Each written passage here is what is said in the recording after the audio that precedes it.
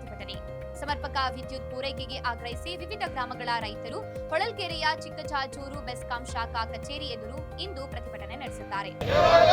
ಕರ್ನಾಟಕ ರಾಜ್ಯ ರೈತ ಸಂಘಕ್ಕೆ ನ್ಯಾಯಕ್ಕಾಗಿ ಹೋರಾಟ,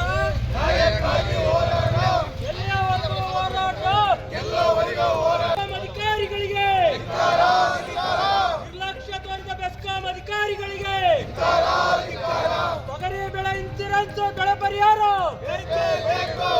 ತೊಗರಿ ಬೆಳೆ ಪರಿಹಾರ, ಈರುಳ್ಳಿ ಬೆಳೆ ಪರಿಹಾರ, ಎಲ್ಲಿಯವರೆಗೆ ಹೋರಾಟ, ಯಾತಕ್ಕಾಗಿ ಹೋರಾಟ, ಬೇಕೇ ಬೇಕು, ಬೇಕೇ ಬೇಕು, ನಿರ್ಲಕ್ಷ್ಯ ತೋರಿದ ಬೆಸ್ಕಾಂ ಅಧಿಕಾರಿಗಳಿಗೆ, ನಿರ್ಲಕ್ಷ್ಯ ತೋರಿದ ಬೆಸ್ಕಾಂ ಅಧಿಕಾರಿಗಳಿಗೆ.